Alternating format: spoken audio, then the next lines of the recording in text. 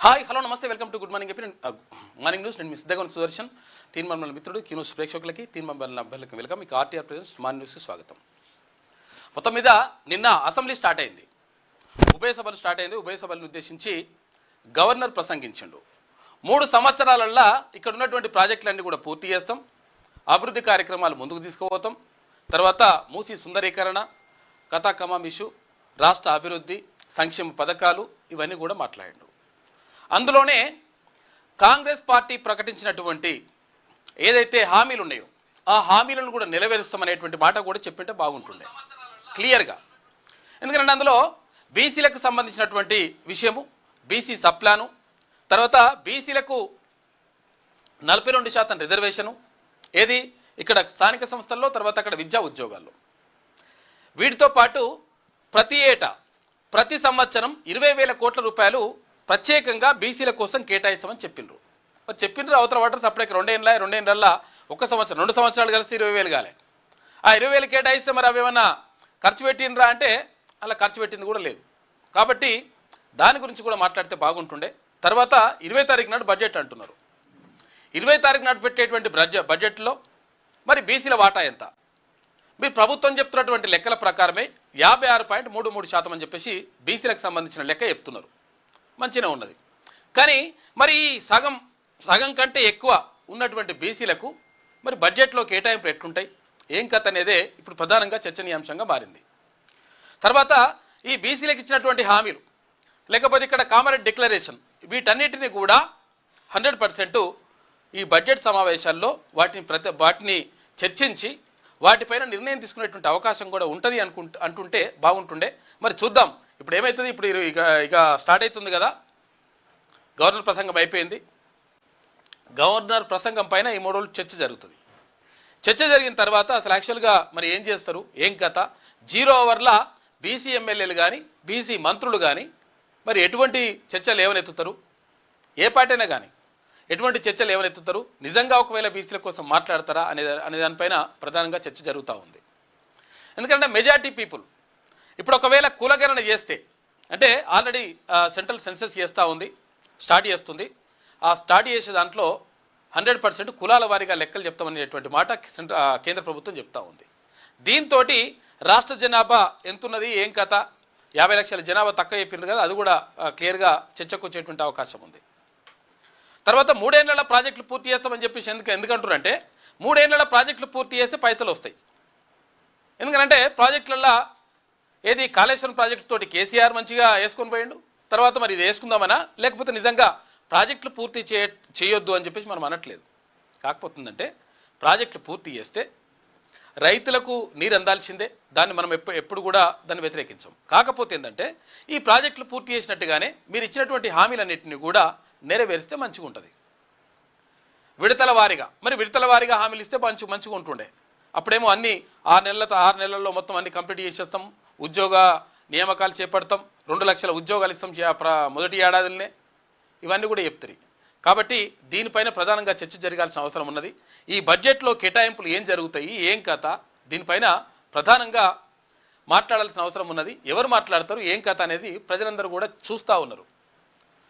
BC SC ST మైనార్టీలకు సంబంధించి, తర్వాత అగ్రవర్ణ పేదలకు సంబంధించి ఎవరు మాట్లాడతారు, ఎవరు ప్రస్తావిస్తారు, ఆయా నియోజకవర్గాల్లో ఉన్నటువంటి సమస్యలు ఏంది, ఆ సమస్యలకు పరిష్కార మార్గాలు ఏంది, ఆ సమస్యలకు సంబంధించి చర్చిస్తారా వీళ్ళు, మేము ఎన్నుకున్నటువంటి నాయకుడు మా గురించి మాట్లాడతారా అని చెప్పేసి ప్రజలందరూ కూడా ఆశగా ఎదురు చూస్తున్నారు. కొంతమంది నాయకులేమో దాడులు బీడులు చేపిస్తున్నారట, ఏది వినతి పత్రాలు ఇస్తాందుకు పోతే కూడా. ఇటువంటి కథలు కూడా నడుస్తూ ఉన్నాయి. ఏది ఏమైనప్పటికీ ఈ బడ్జెట్ సమావేశాల్లో ఎటువంటి చర్చ జరుగుతుందనే దానిపైనే ప్రధానంగా ఉంది. తర్వాత ఇక్కడ ఆస్కార్ అవార్డులు అక్కడ ప్రకటించినట్టు, తర్వాత కేంద్ర సాహిత్య అకాడమీ పురస్కారం డాక్టర్ నందిని సిద్ధారెడ్డి గారికి వచ్చింది. మన రాష్ట్రం తెలంగాణ ఉద్యమానికి ఊతమిచ్చిండు. నాగేటి చాలల్ల నా తెలంగాణ అంటూ ఆ పాటను రాసిండు. తర్వాత అక్కడ అప్పుడు జై బోలో తెలంగాణ సినిమాకు ఒక పువ్వు ఒక నవ్వైనటువంటి పాటను రాసిండు. చాలా కవితా సంకలనాలు, కవితా సంపుటులు వెలువరించిండు ఆయన సాహిత్యం పైన. అంటే ఆయన కథానికలు, తర్వాత చాలా అవి కూడా చేసిండు. ఆయన రాసినటువంటి రచనల పైన డాక్టర్ గంటా జలంధర్ రెడ్డి గారు, తర్వాత నేను కూడా అందులో భాగస్వామి అయ్యి 2 పుస్తకాలు కూడా తీసుకొచ్చినాం, భారీ పుస్తకాలు, 1000 పేజీల పుస్తకాలు తీసుకొచ్చినాం గతంలో డాక్టర్ నందిని సిద్ధారెడ్డి గారికి సంబంధించి. ఆయన అంటే మొన్న కరోనా సందర్భంగా రాసినటువంటి ఒక కవితా సంపుటికి కేంద్ర సాహిత్య అకాడమీ అవార్డు వచ్చింది. ఆయన నాకు మంచి ఆప్తులు, తర్వాత మంచి దగ్గరి అది ఉంటుండే. మొత్తం మీద ఇది ఇలా జరుగుతుంటే ఈ అసెంబ్లీ సమావేశాల్లో ఏం జరుగుతుంది, తర్వాత ఎవరి గురించి చర్చిస్తారు, ఏం కథ, బడ్జెట్లో ఏం కేటాయింపులు ఉంటాయి, దీనిపైనే ప్రధానంగా చర్చ జరుగుతూ ఉంది. ఇక మాన్య న్యూస్లో ముందుగా వెలుగు దినపత్రికను చూద్దాం. ఇక రోజు ఇది యుద్ధం అయితే నడుస్తుంది. ఏదైతే హర్ముజ్ జలసంధి, ఈ హర్ముజ్ జలసంధి నుంచి ఇక్కడ పశ్చిమాసియాలో ఉన్నటువంటి ఏవైతే చమురు నిల్వలు ఉంటాయో ఆ చమురు నిల్వల నుంచి మనకు పెట్రోల్, డీజిల్ కానీ లేకపోతే గ్యాస్కి సంబంధించి కానీ ఇవన్నీ కూడా అక్కడి నుంచే మనకు ఎగుమతి అవుతూ ఉంటాయి, మనకు దిగుమతి చేసుకుంటాం ఇక్కడ. అయితే అక్కడ నుంచి పోతే నేను బాంబే అన్నాడు ఎవడు, ఇరానోడు. అయితే మరి అటు నుంచి వస్తాయా రావు అనేటువంటి ఒక టెన్షన్ ఉండే. కాకపోతుందంటే మొన్న ఒకటి చమురు నిల్వలకు సంబంధించి వచ్చింది. ఇప్పుడు ఏది ఎల్పిజి గ్యాస్ ఉంది కదా, గ్యాస్ సిలిండర్లకు సంబంధించి కూడా అది కూడా వచ్చిందంట, ప్రాబ్లం లేదు కొంతవరకు.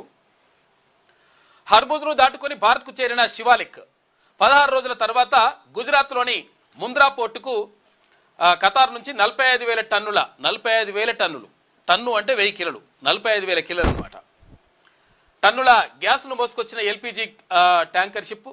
ఇక మరో 46,000 టన్నుల గ్యాస్తో భారత్లో ప్రవేశించిన నందాదేవి, 80,000 టన్నుల క్రూడ్ ఆయిల్తో వస్తున్న జగ్ డాల్కి అని చెప్పేసి లాడ్కి అని చెప్పేసి ఒక వార్త కనిపిస్తూ ఉంది. మొత్తం మీద ఇక్కడ చర్మం నిల్వలకు సంబంధించి అవి వస్తూ ఉన్నాయంట. కొంచెం డొమెస్టిక్కి సంబంధించి అంటే గృహ వినియోగాలకు సంబంధించి ఇళ్లలో వాడే గ్యాస్కి సంబంధించి పెద్ద కొరత లేదంటే టెన్షన్ పడకండి. కాకపోతుందంటే కొంచెం ఇది మాత్రం ఇబ్బంది ఉన్నట్టుంది. ఏది కమర్షియల్ గ్యాస్ ఉంటుంది కదా, అంటే హోటళ్ళు, రెస్టారెంట్లు, తర్వాత ఇక్కడ హాస్టళ్ళు, హాస్పిటళ్ళు, తర్వాత ఇట్లా కమర్షియల్కి వాడేటువంటి గ్యాస్కి సంబంధించి కొంత కొరత ఉందంట. దాన్ని కూడా అధిగమిస్తామని చెప్పేసి అక్కడ కేంద్ర ప్రభుత్వం చెప్తా ఉంది. మరి చూడాలి ఏం జరుగుతుందో, కానీ మొత్తం మీద అయితే గ్యాస్ వస్తుంది అక్కడి నుంచి. సభకు రాకుంటే పదవి ఎందుకు, ఏడాదిలో 30 రోజులు అసెంబ్లీకి రాలేనంత బిజీగా ఉన్నరా, పార్టీ ఎమ్మెల్యేలంతా సెషన్కు హాజరు కావాల్సిందే. సిఎల్పి సమావేశంలో సీఎం రేవంత్ రెడ్డి క్లాస్ తీసుకున్నట్టు నిన్న. ఏమైంది, ఇప్పుడు ఎమ్మెల్యే గెలవాలని చెప్పేసి 10 సంవత్సరాల నుంచి 15 సంవత్సరాల నుంచి ఓ ప్రణాళిక వేసుకొని నియోజకవర్గంలో తిరిగి 5-6 మండలాలు చూసుకొని ఆ ప్రజల్ని మెప్పించి ఒప్పించి రకరకాలుగా వేసి ఎమ్మెల్యే గెలుస్తారు. మరి గెలిచిన తర్వాత ఏం చేయాలి, అక్కడ ఉన్నటువంటి సమస్యలు ఏవైతే ఉంటాయో ఆ నియోజకవర్గంలో ఉన్నటువంటి సమస్యలు తీసుకొచ్చేసి అసెంబ్లీలో చర్చ జరపాలి, చర్చకు పెట్టాలి, ముఖ్యమంత్రికి కానీ మంత్రులకు కానీ అవి వేసి చెప్పి పనులు చేయించుకునేటువంటి ప్రయత్నం చేయాలి. ఇది చేయకుండా సపరేట్గా మేము ఇంటికంటే కూర్చుంటాం, మేము ఇక్కడ అసెంబ్లీలో చర్చ జరుగుతుంటే దానికి కనీసం వాటికి హాజరు కామని చెప్పేసి కొంతమంది ఎమ్మెల్యేల ప్రవర్తన కనిపిస్తూ ఉంది. కాబట్టి ఇటువంటి ప్రవర్తన వద్దు. గ్యారంటీగా అంత బిజీగా ఏమున్నారు మీరు, అంతా పడేసేది ఏముండదు. కాబట్టి 100% అందరూ కూడా సభకు రావాల్సిందే, అసెంబ్లీకి హాజరు కావాల్సిందే అసెంబ్లీ సమావేశం నడిచినప్పుడు. ఇక మిగతా టైంలో అయితే మీరు పంచుకొట్టేది లేదు, లంచ్ చేసేది లేదు, కాబట్టి అటువంటి ప్రాబ్లం లేదు. కాబట్టి ఇప్పుడు అసెంబ్లీకి రావాల్సిందే అని చెప్పేసి ముఖ్యమంత్రి రేవంత్ రెడ్డి చెప్పినట. ఒకవేళ మీరు అసెంబ్లీకి రాలేకపోయారు అనుకో, రాకపోతే ఒకవేళ ఆ పార్టీ ఎమ్మెల్యేలకు సంబంధించి వచ్చేసారి టికెట్ ఇచ్చేటప్పుడు నీకు ఈ అన్నా వద్దా ఏం కథ అనేది కూడా ఆలోచిస్తామని చెప్పి నిన్న ఒక రకంగా వార్నింగ్ ఇచ్చిండు. మళ్ళీ బీఫామ్ ఇచ్చేటప్పుడు ఇదిగో మళ్ళీ బీఫామ్ ఇచ్చేటప్పుడు ఈ లెక్కలన్నీ పక్కాగా చూస్తామని వార్నింగ్. నేను ఎమ్మెల్యేలకు సమయం ఇస్తాను, మంత్రులు కూడా ఇవ్వాలి, ఇస్తా అంటున్నాను, మరి ఇవ్వాలి. ఎందుకంటే ఇప్పుడు ఎమ్మెల్యేలు ఆ నియోజకవర్గాల్లో ఉన్నటువంటి సమస్యల్ని చెప్పుకుంటే వాళ్ళ బాధలు, అక్కడ ఏమన్నా బ్రిడ్జ్ కావన్నా, నీళ్లు కావన్నా, రోడ్డు కావన్నా, లేకపోతే ఇంకేం సౌకర్యాలు కావాలి, హాస్పిటల్ కావన్నా, స్కూల్ కావన్నా, వీటికి సంబంధించి అన్నీ కూడా అభివృద్ధి కార్యక్రమాలకు సంబంధించి ఎమ్మెల్యే దగ్గరికి వచ్చి ప్రజలు చెప్పుకుంటే సుశీర్గా ఇందాక అది సిరిసిల్ల నియోజకవర్గంలో మొత్తం కాలువ అయిపోయింది. ఇంకో కిలోమీటర్ కాలువ తవ్వితే 12 గ్రామాలకు నీళ్ళు వస్తాయి, ఏవి సాగునీరు అందుతుంది.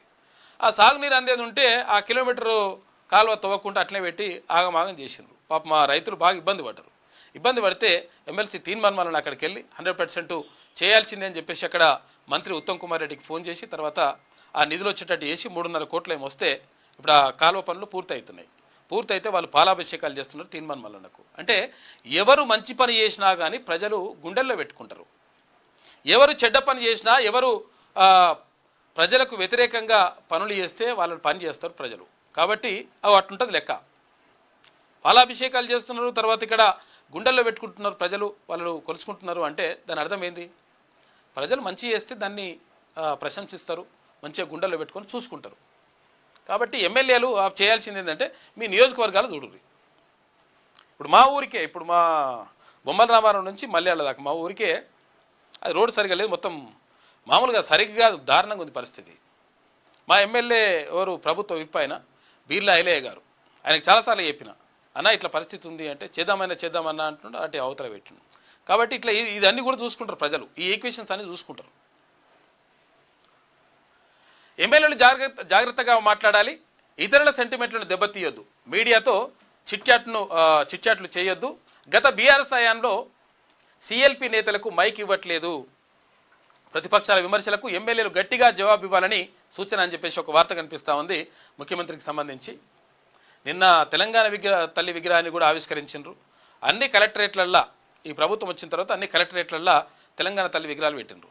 అప్పుడు కేసీఆర్ ఉండగానే ఒక మంచిగా ఏది బంగారం వేసుకొని మంచిగా ఉండే విగ్రహము. ఆ విగ్రహం ఓకే చేసిండు, కానీ దానికి ప్రత్యేకంగా ప్రభుత్వం నుంచి జీవో ఇవ్వలేదు, తర్వాత దానికి గెజెట్ జారీ చేయలేడు.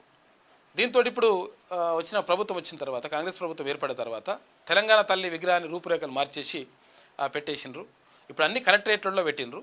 తర్వాత ఇప్పుడు నిన్న అక్కడ అంబేద్కర్ విగ్రహం ఉన్నది, తర్వాత ఇక్కడ మహాత్మా గాంధీ విగ్రహం ఉన్నది. ఇప్పుడు తెలంగాణ తల్లి విగ్రహాన్ని కూడా అసెంబ్లీలో ఏర్పాటు చేసిండ్రు. నిన్న గవర్నర్ తర్వాత మా ముఖ్యమంత్రి కలిసి ఆవిష్కరించింది. నిన్న అసెంబ్లీ ఆవరణలో తెలంగాణ తల్లి విగ్రహాన్ని ఆవిష్కరించిన గవర్నర్, పక్కన సీఎం, తర్వాత డిప్యూటీ సీఎం, మండలి chairman Gutha Sukhender Reddy, assembly speaker Gaddam Prasad Kumar, మంత్రులందరూ కూడా పాల్గొన్నారు. అసెంబ్లీ సమావేశాలకు డుమ్మా కొడుతున్న పార్టీ ఎమ్మెల్యేలకు సీఎం రేవంత్ రెడ్డి క్లాస్ తీసుకున్నాడు. ఇక ఏడాదికి 30 రోజులు నడిచే సభకు రానోళ్ళు ఆ పదవికే న్యాయం చేస్తారని చెప్పేసి ప్రశ్నించిండు. ఎమ్మెల్యే కావాలనేది చాలా మంది జీవితాశయం. దశాబ్దాల పాటు కష్టపడితే గాని ఆ పదవి రాలేదు. తమ సమస్యలను అసెంబ్లీలో ప్రస్తావిస్తారని, పరిష్కరిస్తారని లక్షల మంది ఆశగా ఎదురు చూస్తుంటారు వాస్తవానికి కూడా. మరి అలాంటి కీలక పదవిలో ఉంటూ సభలో కూర్చోకపోతే ఎమ్మెల్యే కావడం ఎందుకు అని వ్యాఖ్యానించారు. ఇటు సోమవారం అసెంబ్లీ బడ్జెట్ సమావేశాలు ప్రారంభం కాగా గవర్నర్ ప్రసంగం ముగించిన అనంతరం శాసన మండలిలోని కాన్ఫరెన్స్ హాల్లో సీఎం అధ్యక్షతన సిఎల్పి సమావేశం నిర్వహించారు. ఇక deputy CM Bhatti Vikramarka, PCC chief Mahesh Kumar Goud, మంత్రులు, ఎమ్మెల్యేలు, ఎమ్మెల్సీలు వీళ్ళందరూ కూడా హాజరైనరు. ఈ కార్యక్రమంలో మొత్తం మీద ప్రజా సమస్యలని పట్టించుకొని వాటిని సభ దృష్టికి తీసుకుపోయి అభివృద్ధి కార్యక్రమాలు చేసుకుంటే మిమ్మల్ని ఆదరిస్తారు, లేకపోతే బండ కొడతారు వచ్చేసారి. ఇక ఎమ్మెల్యేలమైనా, మేమే మంత్రులమైనా, మేమే మునగాళ్ళం ఇట్లా అనుకుంటే నడవదు లెక్క. ప్రజలు ఎప్పుడు కూడా ప్రతి విషయాన్ని క్షుణ్ణంగా గమనిస్తూ ఉంటారు. పెద్ద హిట్లర్ లాంటి మహా నియంతలే మొత్తం కూడా కాలగర్భంలో కలిసిపోయారు. చరిత్ర అట్లా చూసుకుంటుంది లెక్క. 3 ఏళ్లలో పెండింగ్ ప్రాజెక్టులు పూర్తి చేస్తాం, ఆత్మగౌరవం, సామాజిక న్యాయమే మా ప్రజాపాలనకు గీటురాయి, అభివృద్ధి సంక్షేమంలో మా ప్రభుత్వాన్ని ఎవరు ఆపలేరని చెప్పేసి గవర్నర్ శివప్రతాప్ శుక్లా చెప్తున్నాడు. నిన్న తెలుగులో ప్రసంగించాడు కొద్దిసేపు ఆయన. వాటర్ బోర్డు, హైడ్రా ఒకే పాలన పరిధిలోకి, ఇక రిజిస్ట్రేషన్, రెవెన్యూ ఒకే వేదికపైకి, Hyderabad Amaravati greenfield expressway, 3 బుల్లెట్ల రైళ్లంట, డ్రగ్స్ రహిత రాష్ట్రం కోసం Eagle anti drugs task force అంట. ఈ డ్రగ్స్ రహిత రాష్ట్రం అని చెప్తే అంటే వీళ్ళు పాడు పని చేస్తారు. మనోడు పేరు ఉండే ఏది పైలట్ రోహిత్ రెడ్డి అని, ఈ తాండూరు ఎమ్మెల్యే, మాజీ ఎమ్మెల్యే, ఆయన చేసిండు డ్రగ్స్ తీసుకొని డ్రగ్స్ పార్టీ పెట్టి ఒకవేళ పోలీసులు వస్తుంటే సివిల్ డ్రెస్సులు వస్తుంటే కాల్చి పడేసారా అన్నమాట. ఇటువంటి లంగా కథలు ఉంటాయి. ఇటువంటి వాళ్ళు నాయకులు మనకు వేస్ట్ ఫెలోస్. డ్రగ్స్ రహిత రాష్ట్రం కోసం Eagle anti drugs task force vision 2047లో భవిష్యత్ తెలంగాణ నిర్మాణానికి పగడ్బందీగా పునాదులు. ఇక బడ్జెట్ సమావేశాల సందర్భంగా ఉభయ సభలను ఉద్దేశించి గవర్నర్ ఇక్కడ ప్రసంగించిండు శివప్రతాప్ శుక్లా. మొత్తం ఎప్పుడు గవర్నర్ ప్రసంగం ఏముంటుందంటే గవర్నర్ సొంతంగా రాసుకున్నాడు ఏముండదు ఇక్కడనే కాదు ఎక్కడైనా సరే, అదే సాంప్రదాయంగా వస్తున్నది. ఏంటంటే ప్రభుత్వమే రాసిస్తుంది, ప్రభుత్వం సూపర్ డూపర్ అని చెప్పేసి రాసిస్తే దాన్ని చదువుతారు గవర్నర్ గారు, అది ఉంటుంది లెక్క. ఇక 30 వరకు అసెంబ్లీ, 20న బడ్జెట్, 23 నుంచి 26 వరకు పద్దులపై చర్చ జరుగుతుందట. ఉగాది, రంజాన్, శ్రీరామనవమికి సెలవులు ఉంటాయి. ఆదివారం కూడా సభ నడుస్తుందట. ఇక బీఏసీ సమావేశంలో నిర్ణయం తీసుకున్నారు. డ్రగ్స్ మూసి పునరుజ్జీవంపై స్వల్పకాలిక చర్చ ఉండే ఛాన్స్ ఉంది. క్యూర్తో పాటు మరిన్ని బిల్లులకు ఆమోదం లభించే అవకాశం ఈ అసెంబ్లీ సమావేశాల్లో కనిపిస్తుంది. 4 ఏళ్ల బాలికపై అత్యాచారం, హత్య చేసినట. ఇటువంటి కొడుకులను అసలు యాక్చువల్గా మొత్తం వాళ్ళని ముక్కలు నరికి పువ్వులు పెట్టి మొత్తం నడి రోడ్డు మీద ఉరిదీసి ఏం చేసినా పాపం లేదు. వాళ్ళని చిత్రహింసలు పెట్టి చంపాలి కొడుకుల్ని. 4 ఏళ్ల పిల్ల పైన చాక్లెట్లు కొనిస్తామని తీసుకెళ్లి రేప్ చేసి చేసిన కామాంధుడు ఎవరికైనా చెప్తుందేమనే భయంతో బండరాతితోటి మోది చంపిండట. తల్లిదండ్రులు కూలి పనులకి వెళ్ళినప్పుడు ఈ ఘటన జరిగింది. బెంగాల్ నుంచి వలస వచ్చిందట పాపం చిన్నారి కుటుంబం. హైదరాబాద్ పుప్పాలగూడలో దారుణం చోటు చేసుకుంది. నందిని సిద్ధారెడ్డికి కేంద్ర సాహిత్య అకాడమీ అవార్డు. అనిమేష కవితా సంపుటికి దక్కిన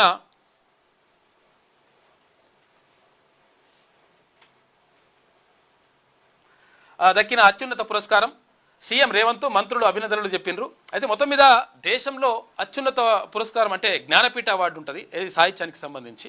తర్వాత ఇక్కడ దానికే తర్వాత ఇక్కడ కేంద్ర సాహిత్య అకాడమీ అవార్డు కూడా అన్ని రాష్ట్రాల్లో అన్ని భాషలకు కలిపి ఒకరిని కేంద్ర సాహిత్య అకాడమీ అవార్డుకు ఎంపిక చేస్తారు. ఈసారి మన తెలుగుకు వచ్చింది, అది నందిని సిద్ధారెడ్డి గారికి వచ్చింది. నాకు అత్యంత ఆత్మీయులు నందిని సిద్ధారెడ్డి గారు. తర్వాత సాహిత్యంలో ఆయన ఎనలేని కృషి చేసిండు.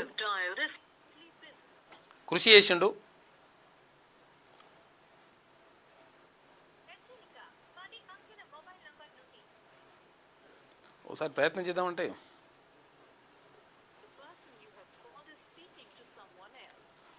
వేరే మొత్తం ఫోన్లో వస్తుంటాయి. కేంద్ర సాహిత్య అకాడమీ అవార్డు వచ్చిందంటే మామూలుగా ఉండదు లెక్క.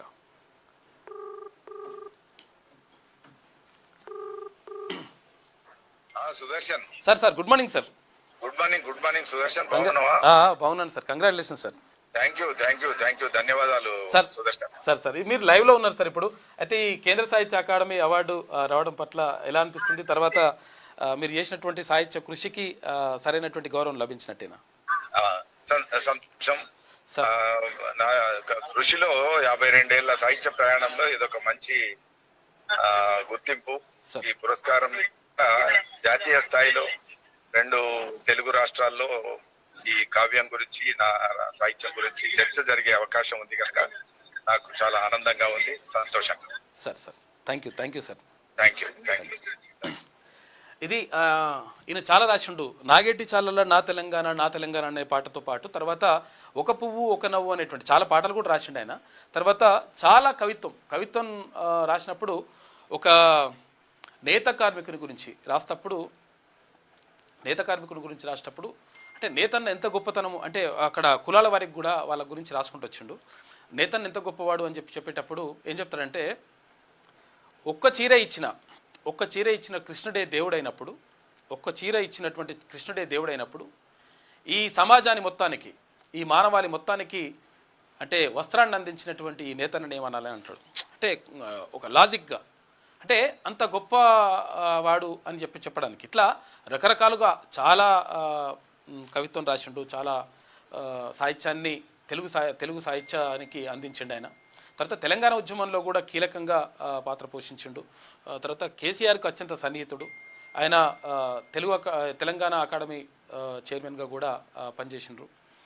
తర్వాత ఆయన గురించి నేను కూడా ఆ పుస్తకంలో వ్యాసాలు రాసిన, ఆయనకు రాసినటువంటి 1000 పేజీలకు పైన పుస్తకాలను తీసుకొచ్చినాం.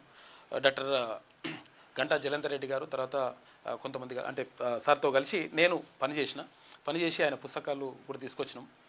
అయితే ఆయన గురించి ఒక కవిత రాసినప్పుడు నేను ఒకటి రాసిన అనమాట.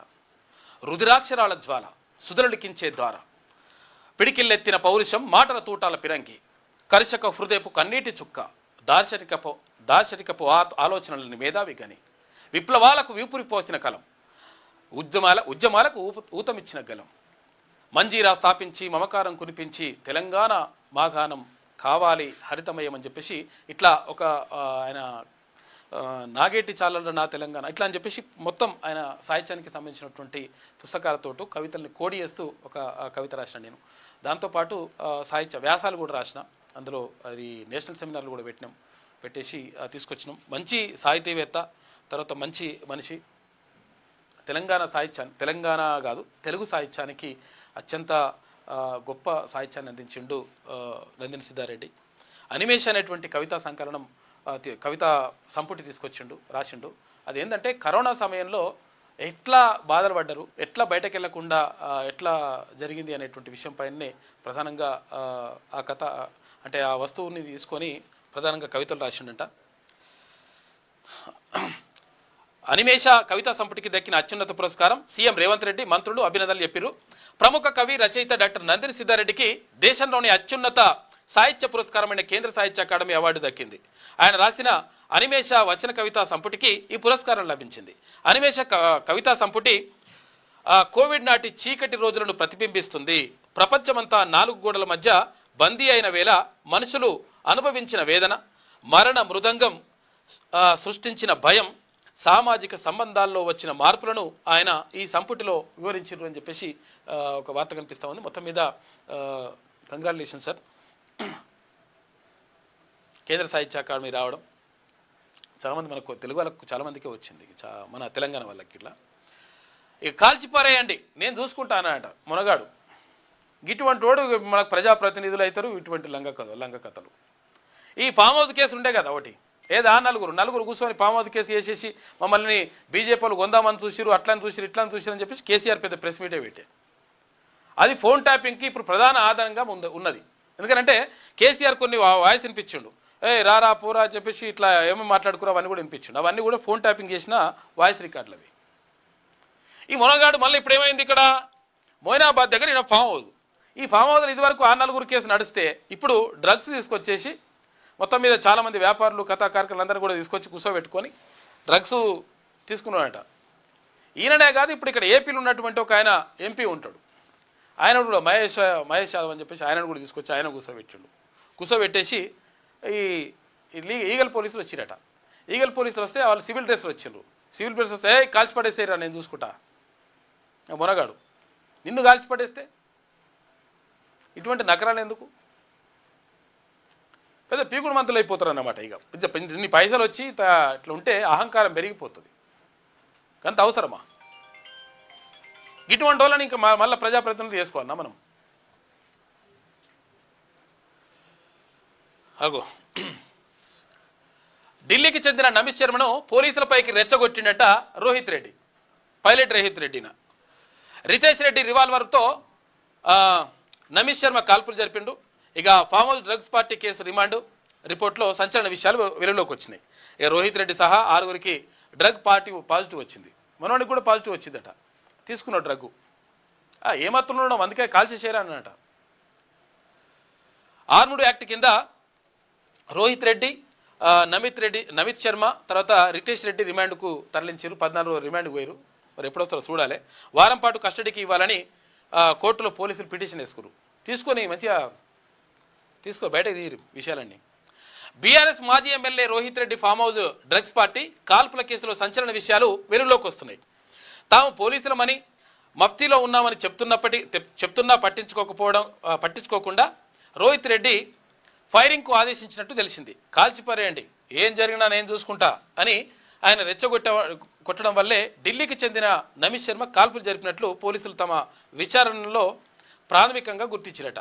ఈ మేరకు నమిత్ శర్మ, రోహిత్ రెడ్డి తర్వాత రోహిత్ రెడ్డి సోదరుడు రితేష్ రెడ్డిని రిమాండ్ రిపోర్ట్లో కీలక వివరాలు వెల్లడించారట. రంగారెడ్డి జిల్లా మోయినాబాద్ దగ్గర అజీజ్ నగర్లో అంటే ఇక్కడ ఇదేది ఈయనే ఉంటుంది, ఇది మన చిలుకూరు బాలాజీ టెంపుల్ ఉంటుంది కదా, జర్ర అవతల పోతే అజీజ్ నగర్ ఉంటుంది. అజీజ్ నగర్ పక్కనే మోయినాబాద్.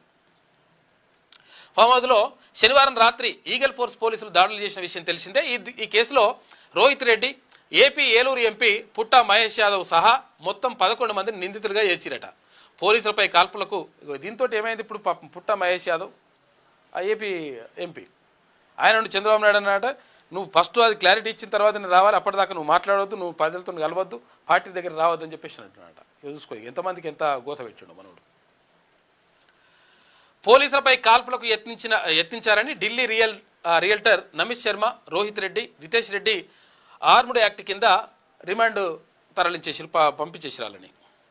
ఇక నమిత్ శర్మపై దాడికి వచ్చారని ఫైరింగ్ ఆర్డర్ ఇచ్చిందట. మొయినాబాద్లోని ఫామ్ హౌస్లో డ్రగ్స్ తీసుకుంటున్నారనే సమాచారంతో పోలీసులు ముందస్తుగా సెర్చ్ వారెంట్ తీసుకున్నారట. తీసుకున్నాడికి పోయి ఏం జరుగుతుంది ఏం కథ అని చెప్పేసి సెర్చ్ చేద్దామని పోతే వాళ్ళ మీద కాల్పులు జరుపురని చెప్పినట మునగాడు. ఇది ఇటుంటాయిగా కర్గుపై దాడికి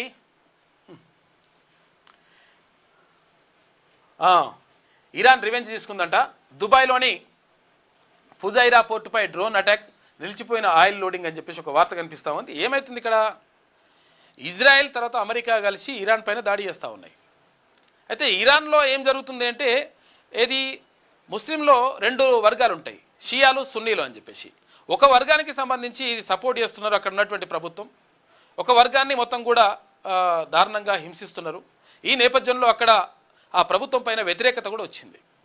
అయితే ఇక్కడ ఏది అరబ్ కంట్రీస్లో ఉన్నటువంటి అరబ్ దేశాలు, తర్వాత యూఏఈలో ఉన్నటువంటి దేశాలు, తర్వాత దుబాయ్, ఖతార్, పితార్ ఇవన్నీ ఉన్నాయి కదా, ఇవన్నీ కూడా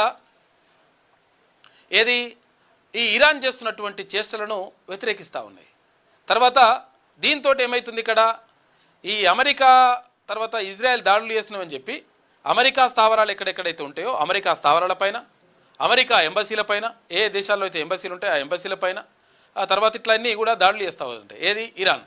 ఎందుకంటే నువ్వు మాకు మద్దతు ఇస్తావా ఇయ్యవా అన్ని ఏది అమెరికాకి చెప్పేసి యుద్ధం ఆపమంటావా ఆపమండవా, ఆపమనకపోతే నేను మీ మీద బాంబు వేస్తా అని చెప్పేసి అంటున్నాడు మనోడు.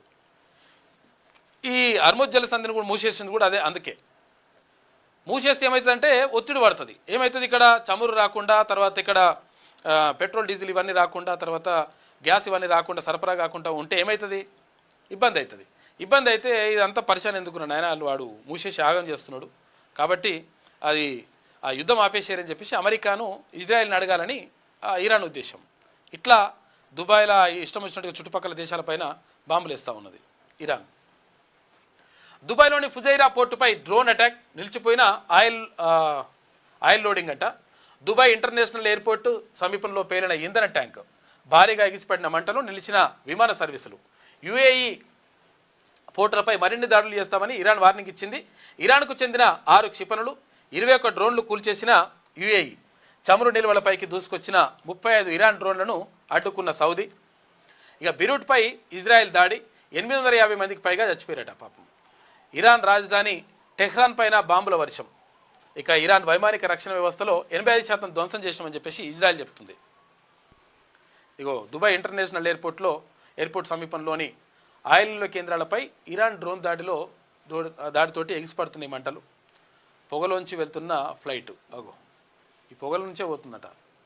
నయం. ఇంకా పశ్చిమాసియాలో యుద్ధం తీవ్రతరమైంది. అమెరికా, ఇజ్రాయెల్, ఇరాన్ మధ్య భీకర యుద్ధం కొనసాగుతుంది. సోమవారం 17వ రోజు క్షిపణులు, డ్రోన్ల దాడులతో పశ్చిమాసియా రణరంగంగా మారింది. తమ దేశ ఆర్థిక వ్యవస్థకు ఆయుపట్టు అయినటువంటి కర్గ్ ఐలాండ్పై అమెరికా, ఇజ్రాయెల్ దాడి చేయడంతో ఇరాన్ ప్రతీకార దాడులకు దిగింది. గల్ఫ్ దేశాల్లోని చమురు కేంద్రాలే లక్ష్యంగా బాంబుల మూతలు మోగించింది. ఇక చమురు పైప్ లైన్లు, తర్వాత ఆయిల్ ఫీల్డ్లను టార్గెట్గా చేసుకుని క్షిపణుల వర్షం కురిపించింది. ఇక మొత్తం ఒకదాని మీద ఒకటి బాంబులు వేసుకొని సావురని ఆయన. తెలంగాణకు ఐఐఎం ఇవ్వం అగో ఇవ్వరట. సీఎం రేవంత్ విజ్ఞప్తికి కేంద్రం నోయెప్పింది. ప్రస్తుతానికి ఆ ప్రతిపాదన ఏది లేదని వెల్లడి. కేంద్ర విద్యాశాఖ మంత్రి లేఖ రాసినట. ఎందుకో మరి ఈ సమావేశాల్లోనే గిగ్ వర్కర్ల బిల్లు, ఎందుకంటే పాపం ఈ గిగ్ వర్కర్లు పాపం బాధపడతా ఉంటారు. ఏమవుతుంది, మనకు జస్ట్ ఇట్లా బుక్ చేయగానే జొమాటో, స్విగ్గీ అది ఇది అనగానే తన మనీ 10 నిమిషాలలో మనకు వచ్చేస్తుంది, డెలివరీ అవుతుంది. మటన్ కావాలన్నా, చికెన్ కావాలన్నా, బిర్యానీ కావాలన్నా, ఏం కావాలంటే అది కావాలంటే వచ్చేస్తుంది. అయితే పాపం తెచ్చేటువంటి వాళ్ళు ఉంటారు కదా గిగ్ వర్కర్లు, వాళ్ళు ఆ స్పీడ్గా రావాలనేటువంటి ఒక వాళ్ళకి టార్గెట్ పెట్టారు. ఆ టార్గెట్ పెట్టడంతో వాళ్ళు ఏంటంటే ఆ ట్రాఫిక్ ఉన్నా లేకపోతే సిగ్నల్స్ ఉన్నా అట్లనే జంప్ అయ్యి వస్తుంటే యాక్సిడెంట్ అవుతుంటాయి. కొంతమంది చనిపోయినారు పాపం, కొంతమంది కాళ్ళు చేతులు ఇరిగిపోయినాయి. ఇట్లా రకరకాలుగా ఇబ్బందులు పడుతూ ఉన్నారు. కాబట్టి ఆ గిగ్ వర్కర్లకు రక్షణ కావాలి, రక్షణ చట్టం చేయాలని చెప్పేసి ప్రభుత్వం భావిస్తూ ఉంది. దీని మీద ప్రధానంగా ఎక్కువ శాతం మంత్రి వివేక్ వెంకటస్వామి దృష్టి పెట్టి 100% గిగ్ వర్కర్ల కోసం ఒక ప్రత్యేక చట్టం తీసుకురావాలని చెప్పేసి బిల్లు పెట్టిందట. డ్రాఫ్ట్ బిల్లుకు ఇప్పటికే కేబినెట్ ఆమోదం చెప్పింది. సంక్షేమ పథకాలు రిజిస్ట్రేషన్ కోసం ప్రత్యేక పోర్టల్ యాప్ ఇటు మే నెల నుంచి పూర్తి స్థాయిలో చట్టం అమలులోకి వస్తుందట గిగ్ వర్కర్లకు సంబంధించి. ఎందుకంటే గిగ్ వర్కర్లు ఎవరు అంటే నిరుద్యోగులు ఉంటారు కదా, లేకపోతే స్టూడెంట్స్ ఉంటారు కదా, హైదరాబాద్కి వచ్చి చదువుకుంటారు. చదువుకుంటే ఇంటికాడ నుంచి పైసలు పంపిస్తేందుకు అయ్యమ్మ దగ్గర పాపం పైసలు ఉంటాయి, పేదవాళ్ళు ఉంటారు చాలామంది. అయితే వీళ్ళు ఏం చేస్తారు, పార్ట్ టైం జర బండి ఉంటే ఆ బండి మీద ఈ జొమాటో, స్విగ్గీ అవి ఇవి మొత్తం డెలివరీ చేస్తూ ఉంటారు. చేసుకుంటా పార్ట్ టైం ఇవి చేసుకుంటా చదువుకుంటా, తర్వాత లేకపోతే ఏమైనా పార్ట్ టైం జాబ్ చేసుకుంటా ఇట్లా బతుకుతుంటారు. పాపం అటువంటి వాళ్ళకు ఒక రక్షణ చట్టం తీసుకొస్తా ఉన్నారు.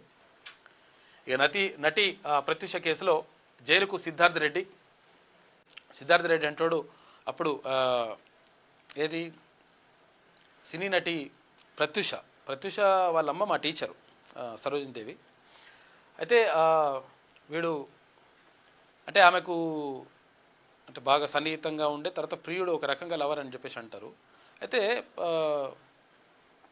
వీడి వల్లనే చనిపోయిందనేటువంటి ఆరోపణలు ఉన్నాయి. ఈ నేపథ్యంలో అమెరికాలో ఉండే మనోడు, అమెరికాలో ఉంటే సుప్రీంకోర్టు చెప్పింది, సుప్రీంకోర్టు తీర్పునిచ్చింది, 2.5 సంవత్సరాలు జైలు శిక్ష వేసామని చెప్పేసి చెప్పింది. దాంతో రిమాండ్ తీసుకున్నారట. వచ్చేసిండు, అమెరికా నుంచి వచ్చేసిన తర్వాత రిమాండ్ తీసుకుని చెంచల్గూడ జైలుకు పంపించేసారు. కొంతమంది కూడా ఉన్నారు కానీ వాళ్ళందరూ కూడా బయటకు వస్తలేదని చెప్పేసి టీచర్ అంటుంది. సుప్రీంకోర్టు ఆదేశాలతో సరెండర్, చెంచల్గూడ జైలుకు తరలింపు అని చెప్పేసి ఒక వార్త కనిపిస్తూ ఉంది. ప్రత్యూష కేసులో చాలా 20 సంవత్సరాల తర్వాత, 2 దశాబ్దాల పోరాటం పైగా 24 సంవత్సరాలు ఆ పోరాటం తర్వాత వానికి శిక్ష పడ్డది. అది శిక్ష పూర్తి స్థాయికి శిక్ష కూడా కాదంటుంది, ఎందుకంటే సరైన న్యాయం జరగనట్టే. ఎందుకంటే చచ్చిపోతే కనీసం 2 సంవత్సరాల శిక్ష అయింది, అప్పటికే 1 సంవత్సరం అయిపోయింది. ఇది వెలుగులో ఉన్నటువంటి ప్రధాన కథనాలు. అయితే ఒకసారి విజయక్రాంతి చూద్దాం.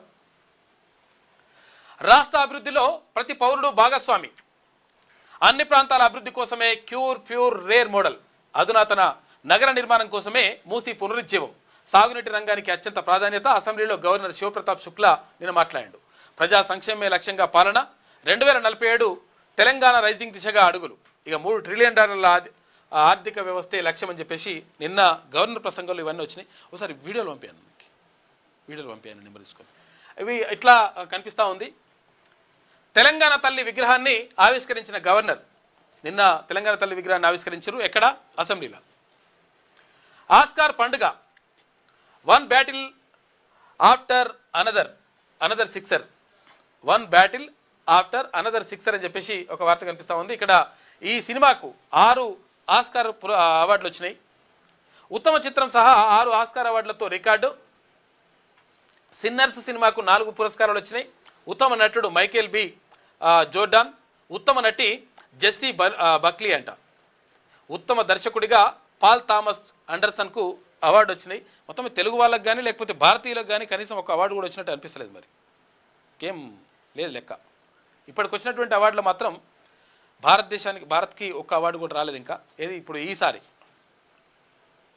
ఈ సినిమాకి 6 అవార్డులు వచ్చినాయట. ఆ సినిమా ఏంటంటే తండ్రి ఒక బిడ్డ కోసం ఎట్లా కష్టపడతాడు, ఎట్లా రకరకాల సమస్యలను ఎదుర్కొంటాడు, వాటిని ఎదుర్కొని ఆ బిడ్డ యొక్క లక్ష్యాల కోసం ఎట్లా పాటుపడతాడు అనే కథాంశంతో తెరకెక్కిందంట చిత్రం. అది అంటే హ్యూమన్ ఇంట్రెస్టింగ్ బాగుంటుందంట. దానికి సంబంధించిన చిత్రానికి వచ్చింది. ఇక 6 గ్యారెంటీలకు చట్టబద్ధత ఏది? రాహుల్ బంధు కాదు, రైతు బంధు కావాలి. అసెంబ్లీలో కాంగ్రెస్ ప్రభుత్వాన్ని నిలదీస్తామని చెప్పేసి ఇక్కడ బీఆర్ఎస్ నాయకులు అంటున్నారు. ఏఐసిసికి ఏటీఎంగా తెలంగాణ, బీఆర్ఎస్ వర్కింగ్ ప్రెసిడెంట్ కేటీ రామారావు. ఇటు గన్ పార్క్ అమరవీరుల స్తూపం వద్ద నిన్న నిరసన చెప్పి నిన్న దాని గురించి మాట్లాడినరు. 6 గ్యారంటీలకు సంబంధించి కానీ లేకపోతే తర్వాత ప్రజా సమస్యలని ఇక్కడ అసెంబ్లీలో చర్చకు లేవనెత్తుతామనేటువంటి మాట చెప్పిండు కేటీ రామారావు. ఏమే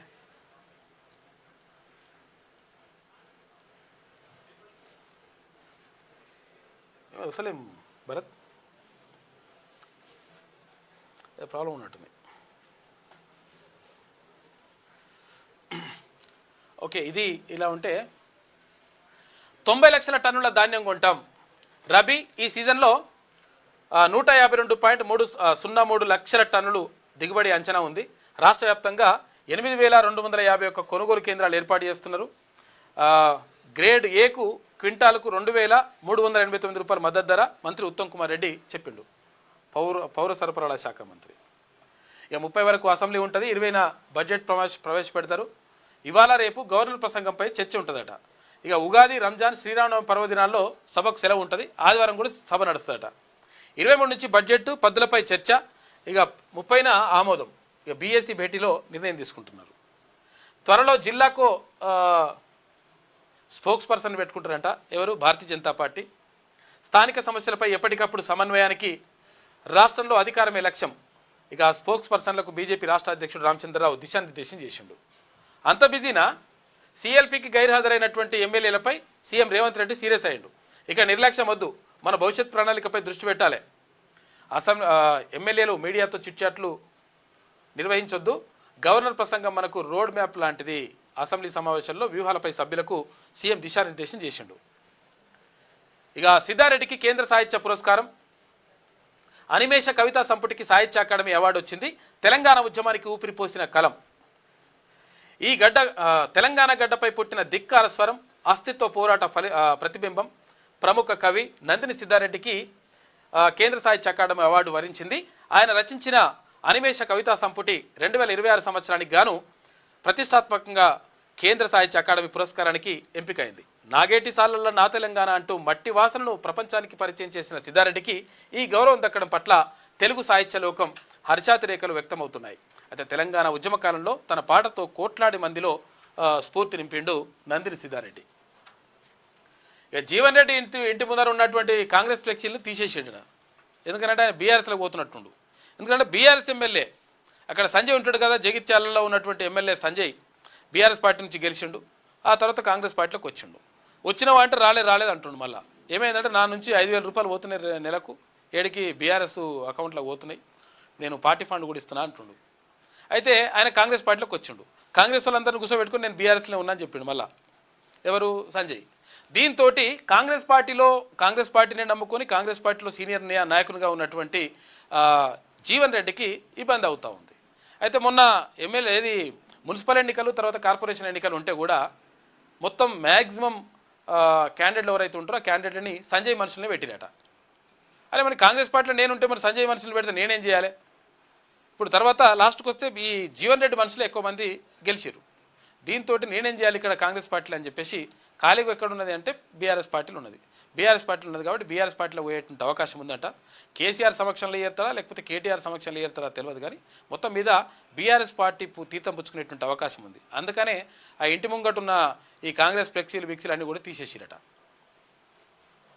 జీవన్ రెడ్డి ఇంటి ముందు కాంగ్రెస్ ఫ్లెక్సీల తొలగింపు, కాంగ్రెస్ను విడుతున్న మాజీ మంత్రి 25న జగిత్యాలలో బహిరంగ సభ, కేసీఆర్ లేదా కేటీఆర్ సమక్షంలో చేరే అవకాశం ఉందట. కాల్చు నేను చూసుకుంటానట. భరోసా ఇచ్చిన మాజీ MLA Pilot Rohit Reddy, Ritish Reddy licence గన్తో ఢిల్లీ వ్యాపారి నమిత్ శర్మ కాల్పులు జరిపిండు. Farm house drugs case remand రిపోర్ట్లో విస్తుపోయే నిజాలు. అవి పొలిటికల్ డ్రగ్ పార్టీ ఎంపీ పుట్ట బుకాయింపును చిత్తు చేసింది పోలీసులు. సిమ్లా నుంచి తెప్పించుకున్న కొకాయిను 15 గ్రాముకు 15,000 రూపాయలట. సిమ్లా టూర్లో కొకాయిన్ కొన్న అడ్వకేట్ కౌశిక్ అంట మద్యంలో కొకాయిన్ కలిపి మందులో కొకాయిన్ కలుపుకొని తాగుతురట. మీరు మునగాలరా నాయన. ఇది విజయక్రాంతిలో ఉన్నటువంటి ప్రధాన కథనాలు. అయితే ఒకసారి ఈనాడు చూద్దాం. తీసుకున్నామా? ఓ తండ్రి పోరాటానికి 6 ఆస్కార్లు. ఇక అవార్డుల్లో 1 బ్యాటిల్ ఆఫ్టర్ అనదర్ ఈ సినిమాకు 6 అవార్డులు వచ్చినాయి. కథలో సత్తా ఉండి ప్రతి పాత్రలోనూ మనసును తాకే భావోద్వేగాలు పలికితే ప్రేక్షకుడు ఇట్టే లీనమైపోతాడు. అలాంటి ఓ హృదయాన్ని మెలిపెట్టే కథతో తెరకెక్కిన చిత్రానికే ఈసారి ఆస్కార్ పంట పండింది. బిడ్డ నమ్మకాన్ని గెలిపించడం కోసం ఓ తండ్రి చేసిన పోరాట కథతో తెరకెక్కిన 1 బ్యాటిల్ ఆఫ్టర్ అనదర్ ఉత్తమ చిత్రం సహా 6 పురస్కారాలు గెలుచుకొని ప్రపంచం దృష్టిని ఆకర్షించింది. సోమవారం ఉదయం భారతీయ కాలమానం ప్రకారం లాస్ ఏంజల్స్లోని డాల్ఫీ థియేటర్లో జరిగిన 98వ ఆస్కార్ వేడుకలలో హాలీవుడ్ కథానాయకుడు లియోనార్డో డికాప్రియో ప్రధాన పాత్రలో నటించిన 1 బ్యాటిల్ ఆఫ్టర్ అనదర్ సినిమాకి ఉత్తమ దర్శకుడు, ఉత్తమ అడాప్టెడ్ స్క్రీన్ ప్లేతో పాటు ఉత్తమ చిత్రానికి నిర్మాతగా పాల్ థామస్ అండర్సన్ పురస్కారాలు అందుకున్నారు. ఈ చిత్రం ఉత్తమ సహాయ నటుడు, ఉత్తమ క్యాస్టింగ్, ఉత్తమ ఎడిటింగ్ విభాగాల్లోనూ మెరిసింది. ఉత్తమ నటుడిగా మైకేల్ బి జోర్డన్, ఉత్తమ నటిగా జెస్సీ బక్లీ, అవార్డులు అందుకున్నారట. మొత్తం మీద నిన్న ఆస్కార్ల పంట వండింది, కానీ భారతదేశానికి మాత్రం ఒక్కటి రానట్టున్నది. సినిమాలలో అత్యున్నత పురస్కారం ఆస్కారే ప్రపంచంలో. ప్రగతి ఫలాలు ప్రతి ఇంటికి, ఆదర్శ తెలంగాణను తీర్చిదిద్దడమే లక్ష్యం. 2047 నాటికి $3 ట్రిలియన్ ఆర్థిక వ్యవస్థను సాధిస్తాం. ప్రజా సాధికారత, సమ్మిళిత అభివృద్ధి, అవకాశాల సృష్టిపై దృష్టి. ఉభయ సభలను ఉద్దేశించి గవర్నర్ శివప్రతాప్ శుక్లా మాట్లాడండి నిన్న. సభకు రావాల్సిందే, అధికారం పోతే ఒక్కరిదే కాదు అందరిది పోతుంది. సిఎల్పి సమావేశంలో ఎమ్మెల్యేలను హెచ్చరించిండు సీఎం రేవంత్ రెడ్డి. ఇక పశ్చిమ బెంగాల్ సిఎస్ డీజీపీపై ఈసీ వేటేసిందంట ఎలక్షన్ కమిషన్. హోంశాఖ కార్యదర్శి కోల్కతా సిపిపై కూడా షెడ్యూల్ ప్రకటించిన గంటల్లోనే కొరడ జుల్పించింది. ఏమైంది వీళ్ళనే ఎలక్షన్ కమిషన్ వాళ్ళని అరెస్ట్ చేసే కార్యక్రమం చేసిరట. దీంతో అట్లా వాళ్ళపైన వేటేసిండ్రు. ఇప్పుడు ఎలక్షన్స్ ఉన్నాయి. ఇప్పుడు 4 రాష్ట్రాలు, ఒక కేంద్రపాలిత ప్రాంతంలో ఏప్రిల్లో. మిత్ర బృందం మత్తు బంధం ఏది ఇక్కడ ఫామ్ హౌస్ కేసు. 11 మంది నిందితులవి వేర్వేరు నేపథ్యాలు. ఎక్కడెక్కడి వారో రియల్ ఎస్టేట్లో కలిశారట వీళ్ళు. ఏది ఇక్కడ పైలట్ రోహిత్ రెడ్డి కథ ఉంది కదా. లోక్సభ నుంచి నేరుగా వచ్చిన ఎంపీ ఫామ్ హౌస్ పార్టీలో విస్తుగొలిపే అంశాలు బయటకు వచ్చినాయట. ఇంకో ఇదే ఫామ్ హౌస్. వాళ్ళను కాల్చేయి, మేము చూసుకుంటాం. నమిత్ను పోలీసులపై విసుగొలిపిండట మనోడు. ఇట్లా ఆగమాగం జగన్నాథం. నందిని సిద్ధారెడ్డికి కేంద్ర సాహిత్య అకాడమీ పురస్కారం. ఇదే అనిమేష పుస్తకం, ఇది కవితా సంపుటి. అవార్డుకు అనిమేష కవితా సంపుటి ఎంపికైంది. ప్రముఖ కవి, రచయిత, సామాజిక తెలంగాణ ఉద్యమకారుడు నందిని సిద్ధారెడ్డిని కేంద్ర సాహిత్య అకాడమీ పురస్కారం 2025 వరించింది. ఆయన రచించిన కవితా సంపుటి అనిమేషకు ఈ అవార్డు లభించింది. అనిమేష అంటే రెప్పలు కాల్చనిది అని అర్థం. రెప్పలు కాల్చని దాన్ని అనిమేష అంటారట. కరోనా మహమ్మారి కాలంలో ప్రపంచ దేశాలు ఎదుర్కొన్న సంక్షోభాలు, ఆ సందర్భంగా మానవ సంబంధాలు విచ్ఛిన్నం, కూలీల కష్టాలు తదితర అంశాలతోటి ఈ కవితా సంపుటిని రాసిండు నందిని సిద్ధారెడ్డి. కేంద్ర సాహిత్య అకాడమీ అవార్డు వచ్చింది. ఇక మీతో కలిసి రాలేం, హార్ముజ్ ప్రాంతానికి యుద్ధ నౌకలను పంపలేం, ట్రంప్కు షాక్ ఇచ్చిండ్రు మిత్ర దేశాలు. నువ్వు అమెరికా ఏది చేస్తా అంటే అది చేస్తే మేము ఎందుకు సపోర్ట్ చేయాలి ఆయన అని చెప్పేసి బ్రిటను, తర్వాత జర్మనీ ఇవన్నీ కూడా అంటున్నాయట. ట్రంప్కు షాపించిన మిత్ర దేశాలు ఆ యుద్ధంతో నాటోకు సంబంధం లేదని జర్మనీ చెప్తున్నది. బ్రిటన్, జపాన్ది అదే వైఖరి. ఇక పర్షియన్ గల్ఫ్లో రవాణాపై ఇరాన్ పట్టుతో ఆందోళన తీవ్రం. ఇక టెహ్రాన్, బీరూట్పై బాంబుల వర్షం. దుబాయ్ విమానాశ్రయం పైన దాడి చేసిరట. తెరిచిన వెంటనే మూసివేత. ఇవి ఇట్లున్నది కథ. ఏది బాంబులు మొత్తం అది యుద్ధానికి సంబంధించి. ఇది ఈనాడులో ఉన్నటువంటి ప్రధాన కథ. అయితే ఒకసారి ఆంధ్రజ్యోతి చూద్దాం. ఒకసారి అన్న వాళ్ళు వచ్చిండ్రు, అసలు ఏంది పరిస్థితి ఏందో కనుక్కుందాం. ఒక ఎమ్మెల్యే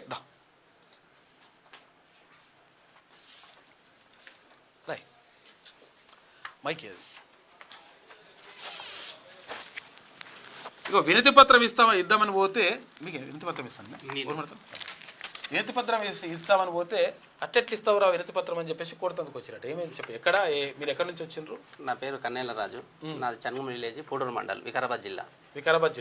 చన్గం విలేజ్. 2 ఏళ్ళ నుంచి నియోజకవర్గం, పరిగి నియోజకవర్గం. మీ ఎమ్మెల్యే ఎవరు? రామ్మోహన్ రెడ్డి ఎమ్మెల్యే. 2 ఏళ్ళ నుంచి ఊరికి రావడం లేదు. ఆయన కొన్ని సందర్భాల రోడ్డు గురించి, రోడ్ల విషయాలు, గ్రామ అభివృద్ధి గురించి కొన్ని వినతి పత్రాలు ఇస్తే ఇట్లా పట్టించుకోవడం లేదు ఆయన. ఎవరు? రామ్మోహన్ రెడ్డి, పరిగి ఎమ్మెల్యే రామ్మోహన్ రెడ్డి పట్టించుకుంటలేడు. దానికోసం అని చెప్పి అసలే పూడూరు మండలే రావడం లేదు. ఎప్పుడన్నా వస్తే నైట్ వస్తున్నాడు, మాపు 10-11 గంటలకు వస్తున్నాడు, వెళ్ళిపోతున్నాడు అనమాట. మన ప్రోగ్రామ్ ఉన్న ఇలా క్యాన్సిల్ చేసుకుంటూ కొన్ని ఒక్కొక్క టైంలో ఇస్తామన్నారు. ఇది మొన్న ఏం చేసినట్టే టీఆర్ఎస్ ప్రభుత్వంలో ఏర్పరిచినటువంటి అది గ్రామ పంచాయతీ కట్టనీయకుండా అప్పుడు ఓపెనింగ్ చేయలేరు.